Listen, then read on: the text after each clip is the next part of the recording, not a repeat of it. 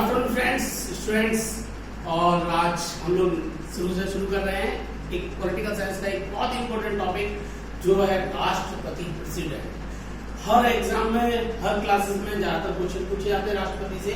और आपको भारत के नागरिक होने के नाते आपको पता होना चाहिए कि भारत का सर्वोच्च नागरिक, प्रथम नागरिक कौन होता है, 3 सेनाओं का कमांडर कौन होता है, राष्ट्रपति को कैसे चुना जाता है, राष्ट्रपति की योग्यताएं क्या क्या होती हैं। ये सारी चीजें आपको एक भारत के नागरिक होने के नाते पता होनी चाहिए, क्योंकि ये इम्पोर्टेंट टॉपिक भी है।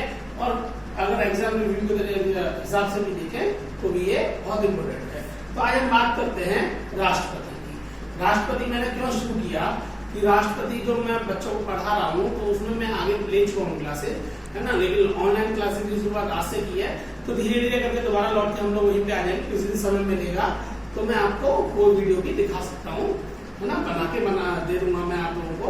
लेकिन आज का जो टॉपिक शुरू कर रहा हूँ राष्ट्रपति से। तो राष्ट्रपति की बात करें, वर्तमान में अपने देश के राष्ट्रपति कौन है? रामनाथ कोविंद। ठीक है, तो अब हम बात करें कि राष्ट्रपति होता क्या है, कैसे चुना जाता है। तो राष्ट्रपति की सबसे पहले बात करें भाई, राष्ट्रपति अनुच्छेद नंबर 52 यानी आर्टिकल नंबर 52 क्या कहता है कि भारत में एक राष्ट्रपति होगा, यानी कि राष्ट्रपति होगा। ये अपना कॉन्स्टिट्यूशन कहता है, अपना संविधान कहता है कि भारत में एक राष्ट्रपति होगा। कौन से अनुच्छेद से? आर्टिकल नंबर 52 से। जब 52 कहता है, अब इसमें होता है एक कार्यपालिका, यानी कि ये भी कह दिया भाई कार्यपालिका का हेड होगा, कार्यपालिका का प्रमुख होगा। अच्छा, कार्यपालिका में कौन कौन आते हैं? कार्यपालिका में आता है राष्ट्रपति, आता है प्रधानमंत्री, आता है मंत्रिपरिषद, आते हैं और उपराष्ट्रपति। जब ये इसमें आते हैं राष्ट्रपति, प्रधानमंत्री, मंत्रिपरिषद और हमारे उपराष्ट्रपति, ये कार्यपालिका में आते हैं। अब हमें एक और चीज पता होनी चाहिए कि भाई जो राष्ट्रपति होगा, राष्ट्रपति कौन होता है? देश का प्रथम नागरिक होगा। कौन होगा? देश का प्रथम नागरिक होगा। और कौन होगा? तीनों सेनाओं का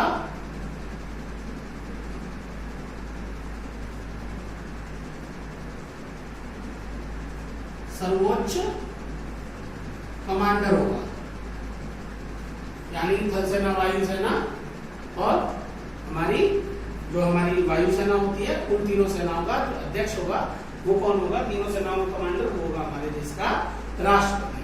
अब हम बात करें इनकी योग्यता की, भाई योग्यताएं क्या क्या होती है। अब योग्यताओं की अगर हम लोग बात करें तो योग्यताएं आती है हमारे आर्टिकल नंबर 58 में।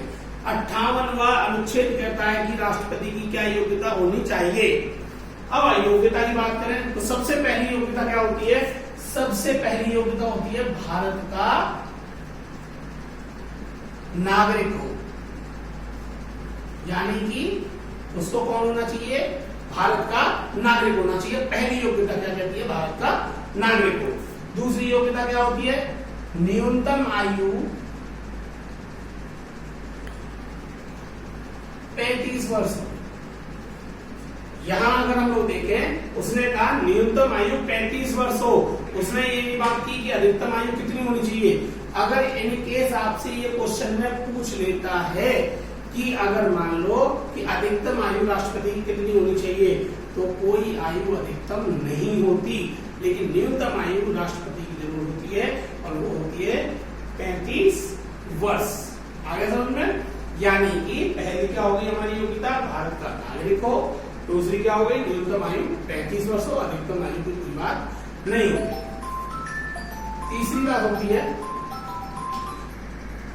बोलो, तीसरी योग्यता की बात करें तो तीसरी योग्यता होनी चाहिए कि उसके पास ऐसी कोई योग्यता जरूर होनी चाहिए कि मतलब कि जैसे हम लोग एजुकेशन की बात करें तो हमारे पास पढ़ाई बहुत जरूरी होती है। हमसे किसी जॉब में पूछ लेता है वो कि ये एजुकेशन तो आपको जरूर होनी चाहिए।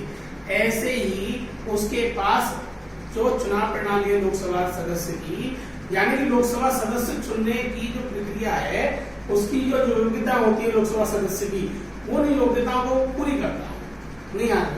यानी कि लोकसभा सदस्य बनने की योग्यता पूरी करता हूं।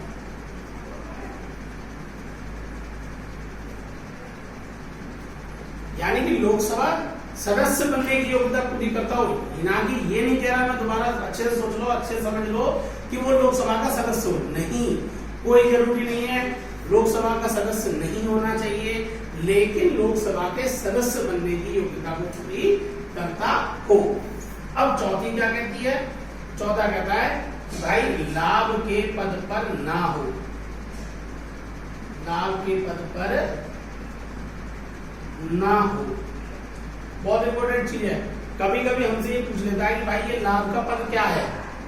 लाभ का पद यानी कि ऐसा पद जिससे कि उसको कोई इनकम ना मिल रही हो, अलग से कोई प्रॉफिट ना हो रहा हो, ठीक है, ऑफिस ऑफ द प्रॉफिट बोल सकते हैं इसको, यानी कि लाभ के पद पर ना हो। अच्छा, अपने किसी संविधान के अनुच्छेद में कोई ऐसी बात नहीं कही गई है कि फलाना पद जो है लाभ का पद होता है, ये पद लाभ का पद होता है, ऐसा कोई पद उन्होंने डिसाइड नहीं किया। लेकिन लाभ के पद को हमने कह रखा है कि भाई संसद इसको डिसाइड कर सकती है कि कौन सा पद लाभ का पद होगा और कौन सा पद लाभ का पद नहीं होगा। लेकिन आपको एक बात बता दूं मैं कि अपने देश के कॉन्स्टिट्यूशन 58 में योग्यताओं में कह रखा है कि लाभ का पद राष्ट्रपति, उपराष्ट्रपति, राज्यपाल या राज्य या केंद्र के मंत्री जो भी होंगे वो किसी भी पद पे हों, वो लाभ के पद नहीं माने जाएंगे, यानी कि वो लाभ के पद पे नहीं है। जैसे हम लोग बात करते हैं, दो एग्जांपल ले लेते हैं। अगर पहले एग्जांपल की बात करें तो रामनाथ कोविंद जी जो हमारे वर्तमान में राष्ट्रपति हैं, और वो जो राष्ट्रपति बने थे उससे पहले वो बिहार राज्य के राज्यपाल हुआ करते थे। जब वो बिहार राज्य के राज्यपाल थे तो उन्होंने क्या किया कि बिहार के राज्यपाल के पद से इस्तीफा दे दिया, जबकि ये जरूरी नहीं है, क्योंकि हमारा आर्टिकल नंबर 58 क्या कह रहा है कि वो राज्य जो है लाभ के पद पर ना हो, और राज्यपाल का पद लाभ का पद नहीं होता। जब अगर वो राज्यपाल के पद पे भी रहते तो भी राष्ट्रपति के पद के लिए उम्मीदवार थे, और उसके लिए वो जो है अपने सिफारिश यानी कि वो चुनाव प्रणाली की प्रक्रिया को पूरी करते थे। तब उन्होंने त्यागपत्र दे दिया बिहार के उससे राज्यपाल के पद से, और उन्होंने राष्ट्रपति का फॉर्म भर दिया। ठीक है जी, अब राष्ट्रपति के पद के लिए वो उम्मीदवार बन गए। ऐसे ही अगर हम लोग 2012 की बात करें तो प्रणब मुखर्जी की, प्रणब मुखर्जी ने क्या किया था कि प्रणब मुखर्जी की भी सेम कंडीशन थी कि वो उस समय वित्त मंत्री थे, अपने देश के फाइनेंस मिनिस्टर थे, लेकिन उन्होंने क्या किया कि उन्होंने अपने पद से इस्तीफा दिया, जो जरूरी नहीं था, क्योंकि अभी अभी हमने बताया राष्ट्रपति, उपराष्ट्रपति, राज्यपाल, केंद्र या राज्य के मंत्री लाभ के पद किसी भी पद पर होते हुए भी लाभ के पद पर नहीं माने जाते। तो उन्होंने क्या इस्तीफा दिया और राष्ट्रपति चुनाव लड़ा, और वो राष्ट्रपति भी बने। ठीक है ना, तो ये लाभ के पद पर ना हो, ये हमें पता होना चाहिए।